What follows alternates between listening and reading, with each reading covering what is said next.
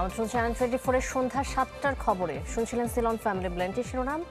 আপনাদের সাথে আছি আমরা দুজন, আমি শান্তা শার্লিন এবং আমি ইকবাল হাসান। আরএফএল গ্যাস্টো এর সাইন্টিফিক নজল আর ব্রাশ বার্নার খরচ বাঁচায় 25%। শিরোনামে শুনছিলেন যে মামলার 12 বছর পর অর্থ ফেরত পেতে যাচ্ছেন ডেস্টিনি মাল্টিপারপাসের 8.5 লাখ গ্রাহক। রায় হাইকোর্ট বলেছেন প্রতিষ্ঠানটির ব্যাংকে জব্দ থাকা টাকা গ্রাহকদের ফেরত দিতে হবে। একে ঐতিহাসিক রায় বলছে দুদক। সংস্থাটির আইনজীবী জানান এই প্রথম কোনো মামলায় অর্থ ফেরত পাবেন ভুক্তভোগীরা। মাসুদুর রহমানের একটি রিপোর্ট করেছেন, দেখে আসবো সেটি। দেশের মানুষের কাছে আলোচিত সমালোচিত এক নাম ডেস্টিনি। বিশাল 2022 সালের 12 মে ডেস্টিনি মাল্টিপারপাসের chairman lieutenant general Harun, MD Rafiqul Amin, পরিচালক মোহাম্মদ হোসেন সহ 46 জনকে বিভিন্ন মেয়াদে সাজা দেন ঢাকার বিশেষ জজ আদালত 4। রায়ের শেষাংশে ডেস্টিনি মাল্টিপারপাস গুটিয়ে নিয়ে 8.5 লাখ শেয়ার হোল্ডার, বিনিয়োগকারী ও ভুক্তভোগীদের অর্থ ফেরতে কমিটি করে দেয়া হয়।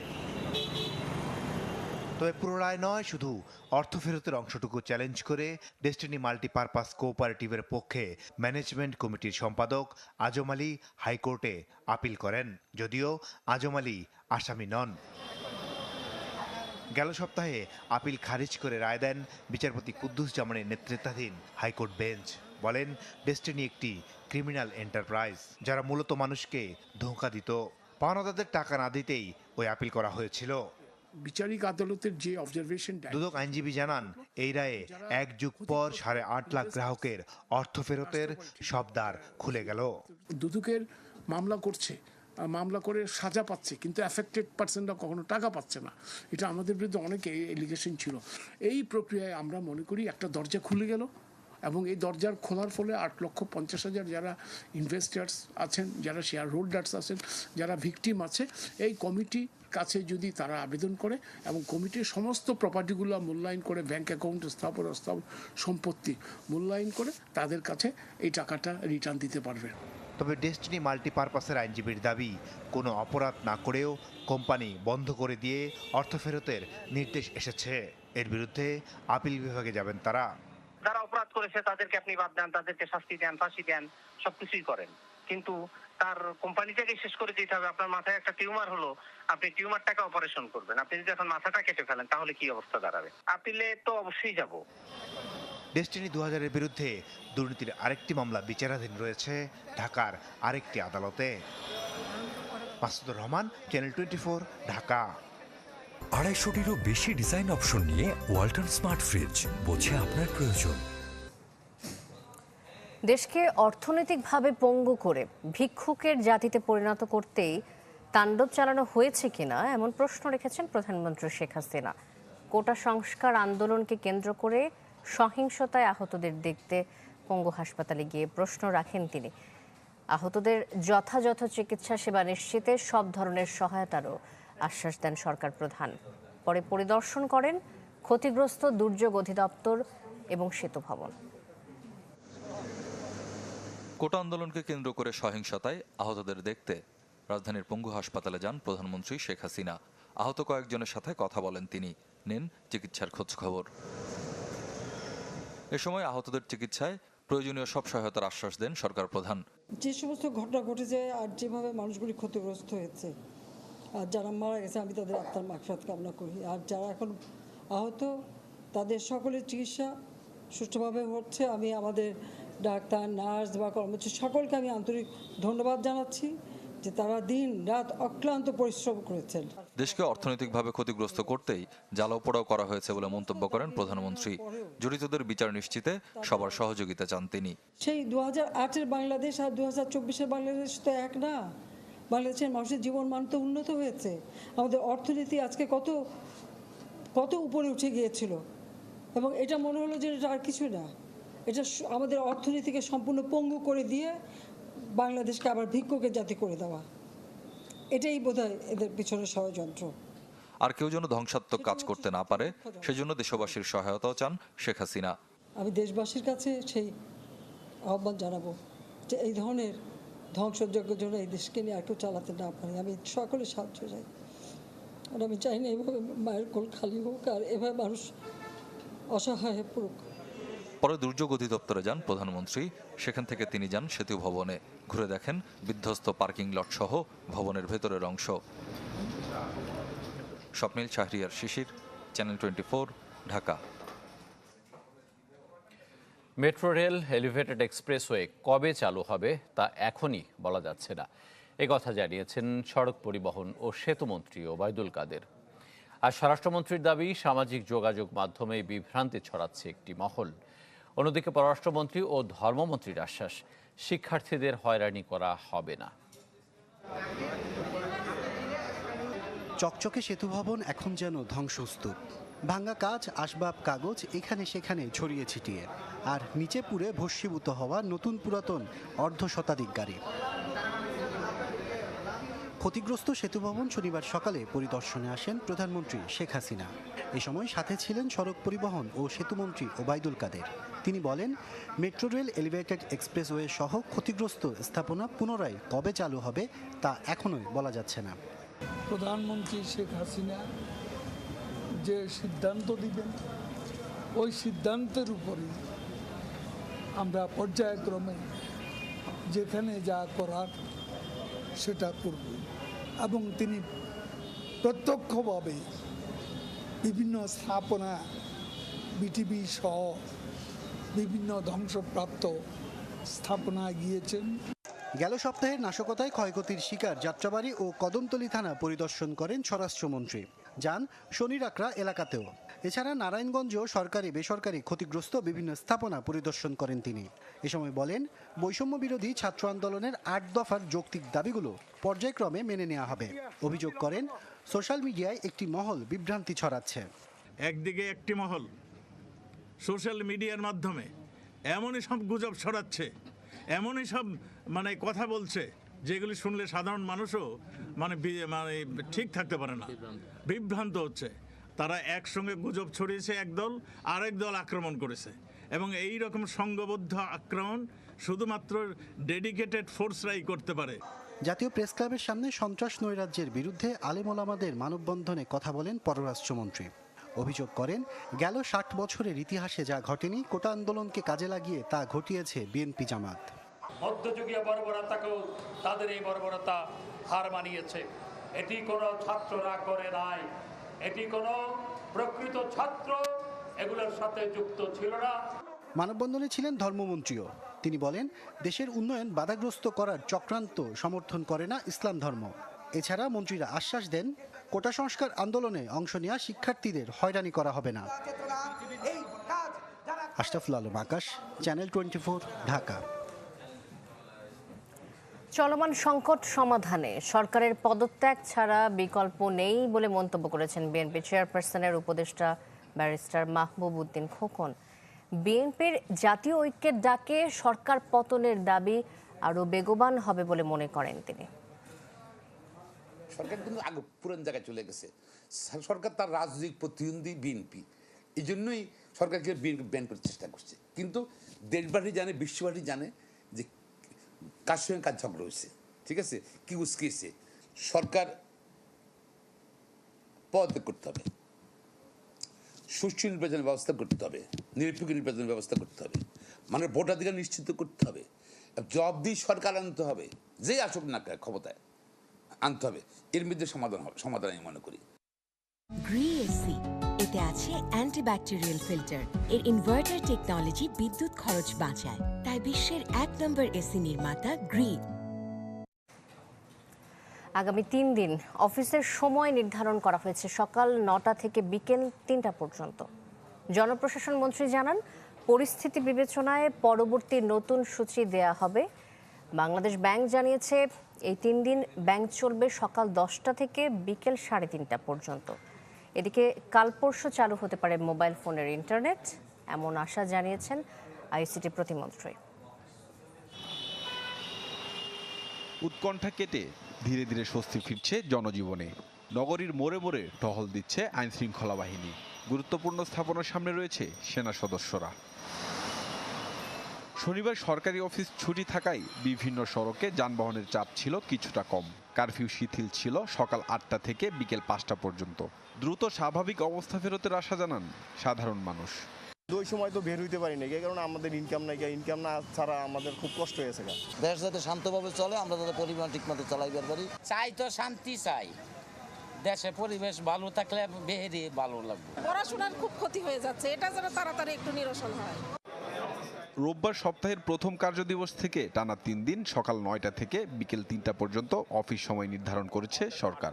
28, 29, 30 এই 3 দিন অফিস টাইমটা থাকবে সকাল 9টা থেকে দুপুর বিকাল 3টা পর্যন্ত। ব্রডব্যান্ড চালু হলেও এখনো বন্ধ মোবাইল ইন্টারনেট। রবি সোমবারের মধ্যে এটি চালুর আশা জানান আইসিটি প্রতিমন্ত্রী। আমরা আগামীকাল সকাল 9টায় মোবাইল নেটওয়ার্ক অপারেটরদের সাথে বৈঠক দিয়েছি। সেই বৈঠকে আলোচনা সাপেক্ষে আমরা যত দ্রুত সম্ভব আমরা চেষ্টা করছি আগামীকাল পরশুর মধ্যেই তাদের সাথে আলোচনা করে আমরা মোবাইল ব্রডব্যান্ডটাও 4G নেটওয়ার্কটাও আমরা উন্মুক্ত করে দেব। শিক্ষামন্ত্রী জানিয়েছেন শিক্ষার্থীদের নিরাপত্তা নিশ্চিত করেই খোলা হবে শিক্ষা প্রতিষ্ঠান। আমরা তাদের নিরাপত্তার কথাটা ভেবে জননিরাপত্তার সাথে সংশ্লিষ্ট সকল যারা পেশাজীবী আছেন, যারা প্রফেশনালস আছেন, তাদের সাথে কথা বলে অবশ্যই আমাদের শিক্ষা প্রতিষ্ঠানগুলোতে আবারও পাঠদান হোক, শিক্ষার্থীদের কলরবে ক্যাম্পাসগুলো আবারও মুখরিত হোক, সেটাই হচ্ছে আমরা চাই। শিক্ষার্থীদের সব ধরনের সহযোগিতার আশ্বাসও দেন শিক্ষামন্ত্রী। সম্রাট হোসেন, চ্যানেল 24, ঢাকা। কোটা সংস্কার আন্দোলনের 3 সমন্বয়ক আসিফ, আবু বকর ও নাহিদকে রাখা হয়েছে ডিবি কার্যালয়ে। ভিপি নূর সহ রাজনীতিবিদদের সাথে তাদের সংযোগ নিয়ে জিজ্ঞাসাবাদ করা হচ্ছে। ডিবি প্রধান হারুনুর রশিদ জানান, নাশকতাকারীদের সবাইকে একে একে ধরা হবে। কোটা সংস্কার আন্দোলন ঘিরে রাজধানীর যাত্রাবাড়ীতে ব্যাপক সংঘর্ষ হয়। গেল বৃহস্পতিবার পুলিশ ভেবে জাহিদ নামের এক ব্যবসায়ীকে পিটিয়ে হত্যার পর তার মরদেহ 1 কিলোমিটার টেনে নিয়ে যাওয়া হয়। লুট করা হয় তার মোবাইল ফোন ও বৈধ পিস্তল। ভিডিও ফুটেজ দেখে জড়িত 5 জনকে গ্রেপ্তার করেছে গোয়েন্দা পুলিশ। উদ্ধার করা হয়েছে পিস্তল ও মোবাইল ফোন। কলেজের পাশ থেকে রাস্তায় নিয়ে তারপরে বেদম পিটের পর 1-1.5 কিলোমিটার তাকে টেনে নিয়ে, যেটা আমরা ছবিতে দেখলেন, তার মোবাইল নিয়ে যাওয়া, তাকে যে 1-1.5 কিলোমিটার পথ তাকে যে টেনে হিস্ট্রি নিয়ে যাওয়া, তারা স্বীকার করেছেন। এদিকে কোটা সংস্কার আন্দোলনের 3 সমন্বয়ক আসিফ, আবু বকর ও নাহিদকে নেওয়া হয়েছে ডিবি হেফাজতে। ডিবি প্রধান জানান, ভিপি নূর সহ বিভিন্ন রাজনৈতিক দলের নেতাদের সাথে তাদের কি কথা হয়েছিল সেটি জানার চেষ্টা করছেন তারা। নুরু এবং আরও কিছু নেতৃবৃন্দকে আমরা রিমান্ডে এনে আমরা জিজ্ঞাসাবাদ করেছি।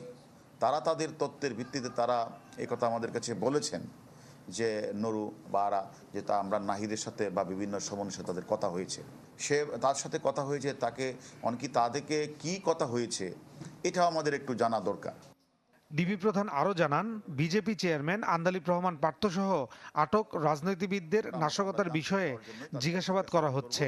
পাশাপাশি তাদের সেফটি সিকিউরিটির জন্য আমরা ফয়সাল হোসেন, চ্যানেল 24, ঢাকা। কোটা সংস্কার নিয়ে আদালতের রায় ও সরকারের পদক্ষেপে সন্তোষ জানিয়েছেন চট্টগ্রামের বিভিন্ন স্তরের সাধারণ শিক্ষার্থীরা। তাদের আবেদন, সব শিক্ষার্থী যেন এটা মেনে নেয়। বলছেন, আর কোনো অস্থিতিশীল পরিবেশ চান না তারা। যে কোটা সংস্কার নিয়ে আমাদের যে আন্দোলন ছিল, কোটা সংস্কার তো সরকার করেছে, সেজন্য আমরা সরকারকে ধন্যবাদ জানাচ্ছি। বিশেষ করে সাধারণ শিক্ষার্থী আমরা যারা আছি, আমি সবার প্রতি অনুরোধ রাখবো, আমরা সাধারণ শিক্ষার্থী, আমরা তো কারো ক্ষতি চাই না। তো আমরা যেহেতু সরকার আমাদের দাবি মেনেছে, সেজন্য আমরা সবাই ঘর অবস্থান করব। যে 5% দাবি ছিল আমাদের, যে কোটাটা ছিল 30% ছিল মুক্তিযুদ্ধ কোটা, ওটাকে কমিয়ে আনার জন্য সংস্কারের জন্য কথা ছিল আর কি।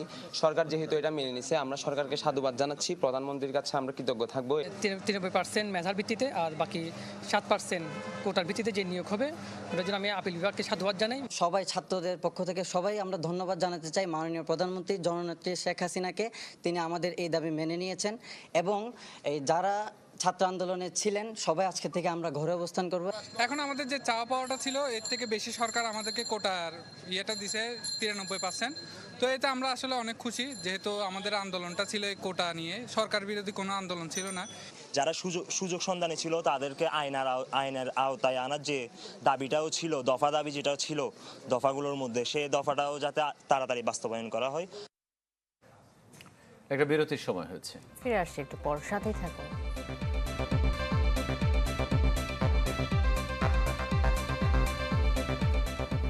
আবার আমন্ত্রণ জানাচ্ছি সন্ধ্যা 7টার খবরে। আপনারা দেখছেন চ্যানেল 24। প্রধানমন্ত্রী শেখ হাসিনার তথ্য ও যোগাযোগ প্রযুক্তি উপদেষ্টা সজীব ওয়াজেদ জয়ের 53তম জন্মবার্ষিকী আজ। এ উপলক্ষে রাজধানীর বঙ্গবন্ধু এভিনিউয়ে আওয়ামী লীগের কেন্দ্রীয় কার্যালয়ে আয়োজন করা হয় মিলাদ মাহফিলের। জয়ের সুস্বাস্থ্য ও দীর্ঘায়ু কামনা করে মোনাজাতে অংশ নেন মহানগর যুবলীগের নেতাকর্মীরা। পরে খাবার বিতরণ করেন দুস্থদের মাঝে। সজীব ওয়াজেদ জয় জাতির পিতা বঙ্গবন্ধু শেখ মুজিবুর রহমানের দৌহিত্র। প্রধানমন্ত্রী শেখ হাসিনা ও পরমাণু বিজ্ঞানী ডক্টর এম এ ওয়াজেদ মিয়ার ছেলে তিনি। জন্মগ্রহণ করেন 1971 সালের 27 জুলাই। ডিজিটাল বাংলাদেশ গড়ার অন্যতম স্বপ্নদ্রষ্টা মনে করা হয় তাকে। কম্পিউটার সায়েন্সে স্নাতক ডিগ্রি নেন যুক্তরাষ্ট্রের university of Texas at Arlington থেকে। পরে লোক প্রশাসনে স্নাতকোত্তর করেন হার্ভার্ড বিশ্ববিদ্যালয় থেকে।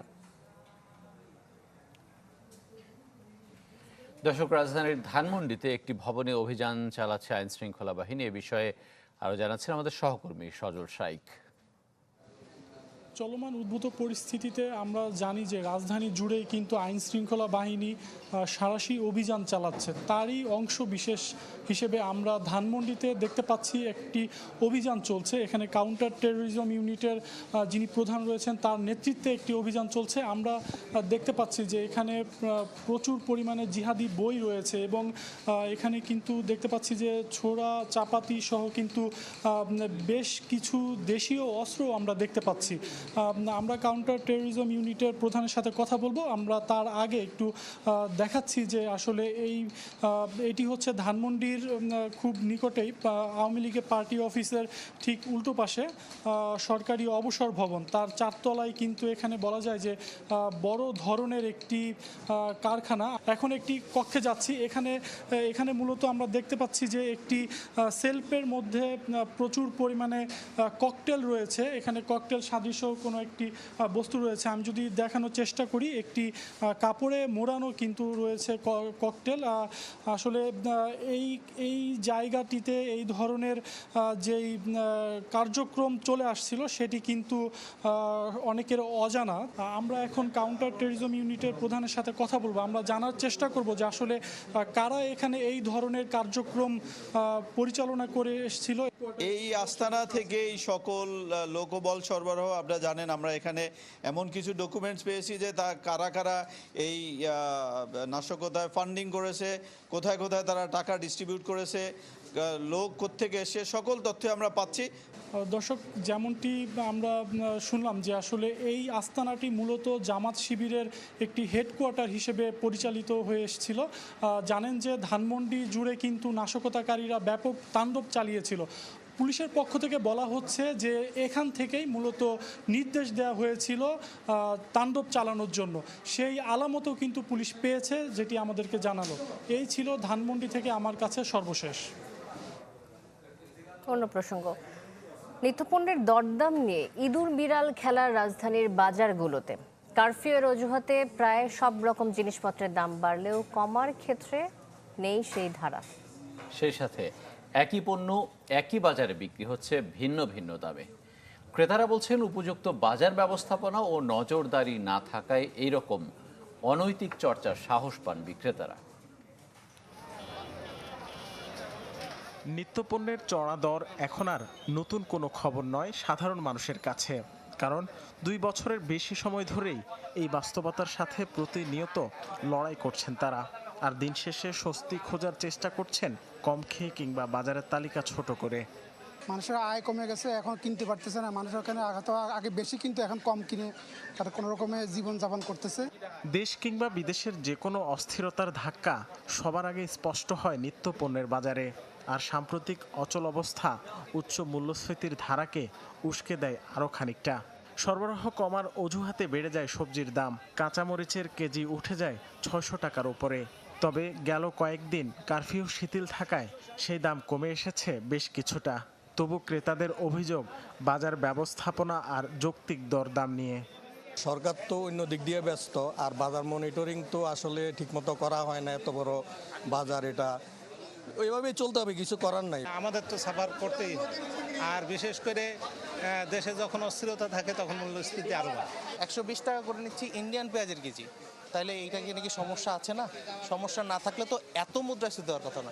80-85 টাকা যদি সেটা 40 টাকা বেড়ে যায়, তাহলে 50% মুদ্রাস্ফীতি।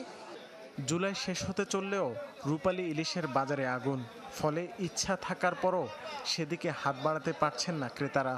অন্যদিকে পুরোপুরি সরবরাহ স্বাভাবিক হয়নি অন্যান্য মাছের, তাই সপ্তাহের ব্যবধানে দামও চড়েছে বেশ খানিকটা।